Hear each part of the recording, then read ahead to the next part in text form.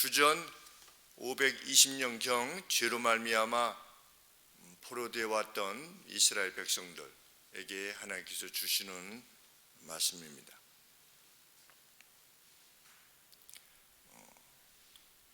이방에 의해서 이스라엘은 멸망당했고 예루살렘은 회파되었습니다. 다 끝장난 상태였습니다. 물론 주전 536년에 하나님께서 1차 귀환을 통해서 이스라엘 백성들을 돌아오게 하셨지만 그럼에도 불구하고 예루살렘은 실상 별것 아니었고 이스라엘도 패망한 나라였을 뿐 별것 아니었습니다.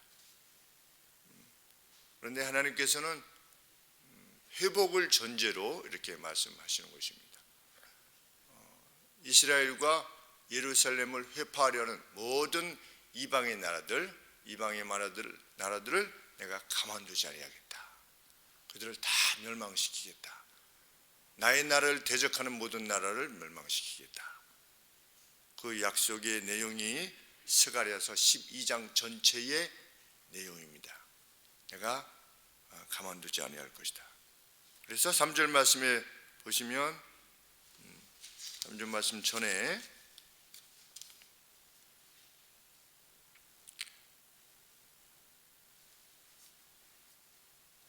4절 말씀에 여호와가 말하노라 그날에 내가 모든 말을 쳐서 놀라게 하며 그 탄자를 쳐서 미치게 하되 유다 족속은 내가 돌아보고 모든 국민의 말을 쳐서 눈이 멀게 할 것이다.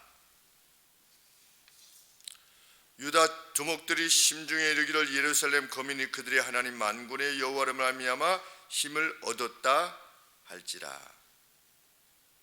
그날에 내가 유다 두목들로 나무 가운데 화로 같게 하며 곡식단 사이에 횃불 같게 하리니 그들이 그 좌우에 에워싼 모든 국민을 살을 것이요 예루살렘 사람은 다시는 그 본곳 예루살렘에 거하게 되리라. 이렇게 말씀하시므로 이방을 하나님께서 불태우실 것이다. 기이한 점은 이제 역사가 이제 주전 520년 경에 말씀하시는 내용인데 역사 속에서 계속하여 하나님을 대적하는 이스라엘과 예루살렘을 대적하는 무리들이 나타날 것인데 하나님께서 이방을 물리치시고 바벨론, 페르시아, 헬라, 로마 다 물리치실 것이지만 이스라엘은 남겨두시고 예루살렘을 하나님께서 보호하실 것이다 라고 지금 말씀하고 계시는데 기이한 점은 이스라엘이 회개하면 이런 말씀이 없는 것입니다. 이스라엘이 회개한다면 내가 그렇게 할 것이다 이렇게 말씀하시지 않고 내가 이렇게 할 것이다 라고 결론을 이미 내신 겁니다. 이스라엘이 이랬던 저랬던 관계없이 내가 이스라엘을 그렇게 할 것이다. 이것이 나의 의지다. 내가 반드시 그것을 이룰 것이다. 다른 말씀에 하나님의 열심이 나의 열심이 이것을 이룰 것이다. 이렇게 말씀하고 계시는 겁니다. 이스라엘은 이후에 여호와께서 보내신 메시아를 거절할 것이다. 이스라엘은 거절할 것입니다. 예수님의 말씀을 듣고 그들이 회개하지 않았습니다. 십자가에 달게 될 때까지 그들은 전혀 회개하지 않았습니다. 그런데 하나님께서 그것도 내다보시면서 뭐라고 말씀하시는 것입니까? 내가 그들의 위에 나의 영을 부어줄 것이다. 이렇게 말씀하시는 겁니다. 이스라엘과 예루살렘을 영화롭게 할 것인데 그들이 회개하든 아니든 그들의 협력을 구하는 것이 아니라 내가 이렇게 결정할 것이다. 내가 그들에게 나의 영을 부어줄 것이다. 10절 말씀에 내가 다윗의 집에 예루살렘 거민에게 은총과 간구하는 심령을 부어줄 것이다. 참 미스테리한 말씀입니다. 심령의 은혜를 부어줄 것이다. 그 결과로 그들이 어떻게 될 것이다. 그들이 그 찌른 바 예수님을 찌르지 않았습니까? 그 찌른 바 그를 바라보고 좀 전에만 해도 십자가에 못 박아라 못 박아라 했던 그 사람들이 하나님께서 그 간구하는 심령을 부어주실 때, 은총과 간구하는 심령을 부어주실 것이라고 했는데, 부어주실 때 자신들이 방금 전에 그 찌른 바 그를 바라보고 그를 위하여 애통하기를 회개하는 심령을 가지게 돼서 슬피 애통할 것이다, 이런 예언이 있는 것입니다. 어느 정도로 애통할 것이냐? 독자의 죽음을, 하나밖에 없는 아들의 죽음을 애통하듯이 그렇게 울게 될 것이다. 자기의 죄들을 회개할 것이다. 하나님의 은혜를 깊이 인식하게 될 것이다. 이렇게 예언의 말씀을 행해 주신 것입니다. 이것을 통해서 포로된 백성들에게 이스라엘을 향하신 하나님의 선하심과 인자하심이 얼마나 큰 것인가를 알려주심으로 그들이 회개하기를 원하셨고 또 위로를 받기를 원하셨던 것입니다. 우리 누가복음 23장 48절에 보시면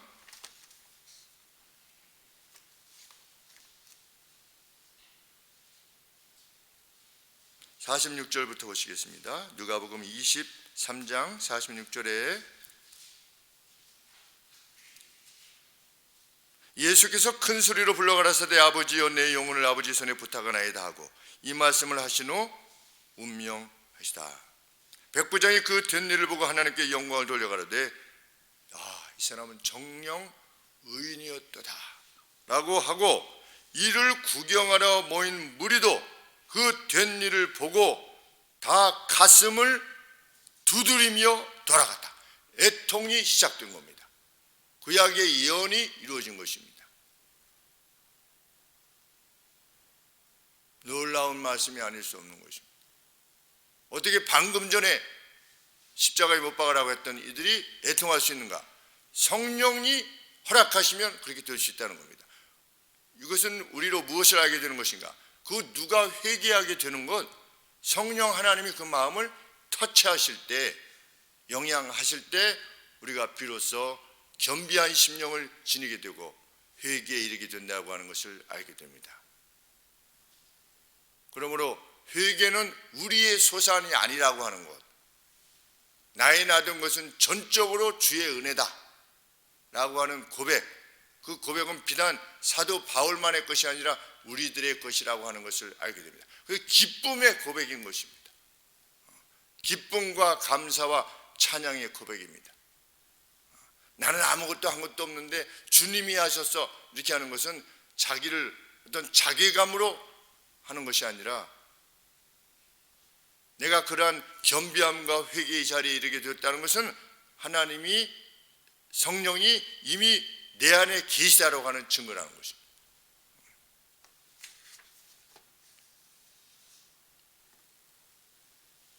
그렇게 시작된 회개의 울음은 우리 사도행전 2장 37절에 보시면 이제 교회가 시작되어서 사도 베드로께서 설교를 시작하십니다. 사도 베드로도 어떠합니까? 전혀 우리와 뭐 별반 다를 바 없는, 좀 주님을 위해서 좀 센 의지를 지니고 있기는 했지만 베드로도 뭐 그렇게 별반 깨달을 바가 없었던 인물인데도 불구하고 성령께서 충만케 되었을 때 겁없이 두려움 없이 외치지 않습니까? 외쳐서 설교를 쭉 했습니다. 설교를 했는데 설교를 들었던 이들의 반응이 무엇입니까? 2장 37절에 저희가 이 말을 듣고 마음에 찔려 베드로와 다른 사도들에게 물어 가로되 형제들이여 우리가 어찌하면 좋겠소? 애통하는 심령, 독자를 잃어버린 애통하는 심령으로 참 하나님 앞에 회개하기 시작한, 어쩌면 그냥 폭풍과 같이 그냥 회개의 물결이 참 불길이 번지듯이 쫙 번져나가는, 누가 그렇게 할 것이라고 하셨는가? 하나님 자신이 그렇게 하실 것이라고 말씀하신 예언을 이루셨다는 것입니다. 역사는 하나님의 뜻대로 가는 것입니다. 그것이 성경이 가르치는 바입니다. 그래서 예수님은 들을 귀 있는 자는 들을지어다 이렇게 말씀하셨습니다. 이것은 들으려면 듣고 말하면 말라 이런 뜻이 아니라 반드시 들어야만 된다 이런 뜻입니다. 들을 귀 있는 자는 소리가 들린다면 누구든지 다 들어야 된다. 어떤 소식을 하나님의 역사에 대해서 분명한 뜻을 지니고 계시다. 역사는 결코 우연히 연속이 아니다.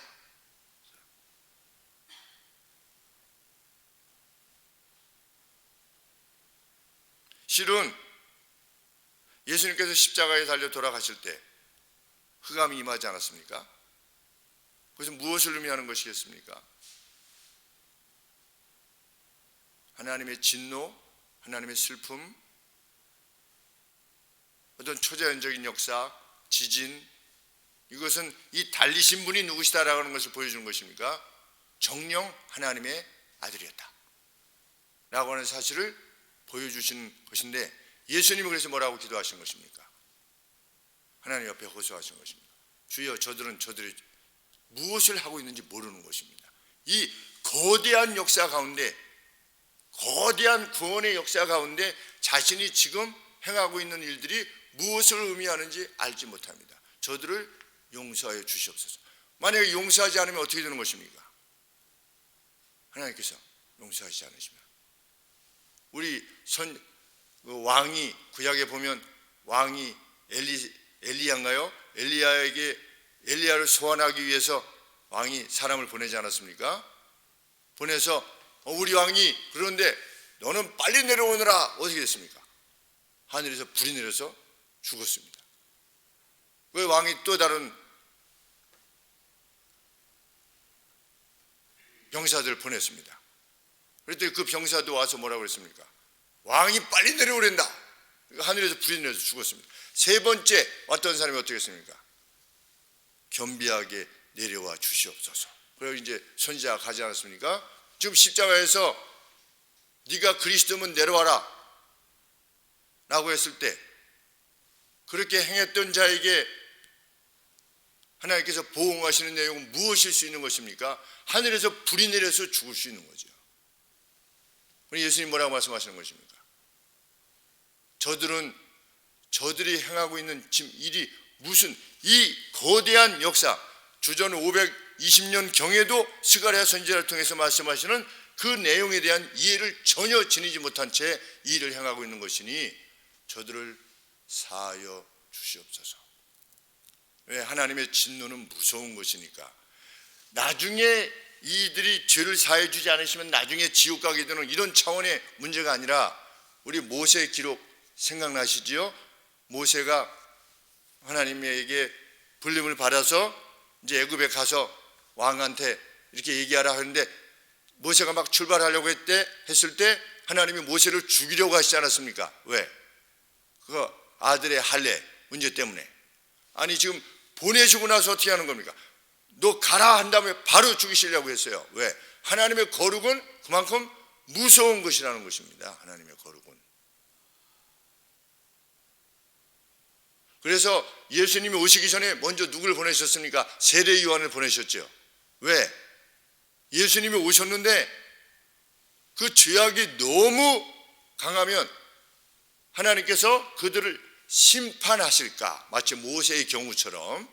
그래서 백성들의 마음, 그 아비의 마음을 아들에게로, 아들의 마음을 아비에게로 돌리는 이 회개를 한 다음에 요단강에서 다 나와서 세례를 받게 하신 후에 예수님께서 사역을 시작하시도록 하신 이유도, 하나님은 예수님을 보내셔서 세상을 구원하시기로 결정하셨으니 이들이 뭐 죄를 많이 짓건 아니건 이런 차원이 아니고, 먼저 엘리야라고 하는 인물, 회개를 외칠 엘리야와 같은 존재 세례 요한을 보낸 다음에 회개하게 하신 다음에 이제 메시아가 오셔서 그들로 하여금 하나님의 말씀을 듣게 하셨다. 이런 여러 차원의 내용을 들어보게 되면 참 우리 주께서 저들의 죄를 사하여 주시옵소서. 왜? 하나님의 진노가. 그런데 당연히 무엇이 임해야 됩니까? 하나님의 아들을 십자가에 못 박아서 그 고통 가운데 아주 가장 지옥적으로 죽이기 위해서 십자가에 죽였는데, 그들에게 베푸신 것이 저주나 하늘에서부터의 불이 아니라 뭐다? 깨닫게 하는 영, 은총과 하나님의 영을 허락하심으로 그들로 회개케 하셨다. 우리 하나님이 어떠신 분인가를 알게 하는 대목입니다. 우리 하나님이 어떤 하나님이시죠?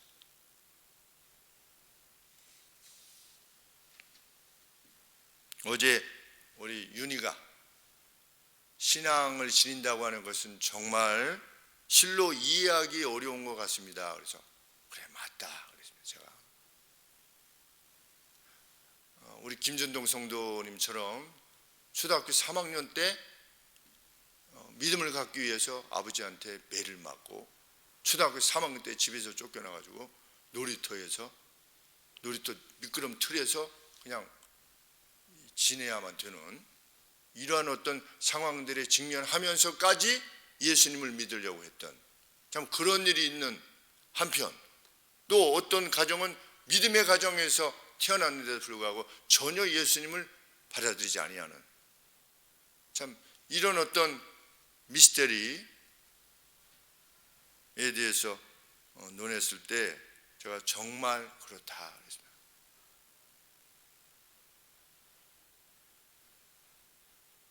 우리는 우리 예수 그리스도를 주로 함께 고백하는 무리입니다. 이것은 무엇을 우리에게 입증해 주는가? 우리는 그 성령, 내가 다윗의 집과 예루살렘 거민에게 은총과 간구하는 심령을 부어줄 것이다 라고 했는데, 그 심령을 우리가 받은 것이죠. 이미 받은 것입니다. 그 미스테리를 우리는 다 알 수 없습니다. 근데 분명한 것은 우리 스스로의 힘이나 우리가 지니고 있는 그 어떤 덕으로 말미암아 우리가 구원에 이른 것이 아니라 주님의 이 같은 전적인 은혜로 말미암아 정말 하나님 나라의 잔치에 들어갈 때 그 주인이, 잔치를 베푼 주인이 나누어준 그 예복을 입음으로 말미암아 구원을 얻는, 전적인 은혜로 말미암아 구원을 얻은 자로서 오늘을 살고 있다는 것이 얼마나 감사하고 기쁜지 알 수 없게 되는 것입니다. 우리는 약속대로 아들을 보내신 하나님, 오셔서 우리를 위해 대신 고난받으신 예수님, 그리고 우리의 죄에 대해서 애통하는 심령을 허락해 주신 하나님을, 성령 하나님을 찬양하게 되는 것입니다. 실로 나의 나된 것이 하나님의 전적인 은혜다 라고 고백하는 사도 바울의 고백이 일생 우리에게 기쁨과 감사와 행복으로만 가득 찰 수 있게 되기를, 그리고 그 기쁨이 있을 때 비로소 세상을 섬길 수 있고 심지어는 악한 자도 섬길 수 있게 되는 그러한 자리에 이르게 된다는 것을 우리 확인하게 됩니다. 그 은총을 입은 자로서의 삶을 계속해서 살아나게 되기를 간절히 소원합니다. 기도하겠습니다.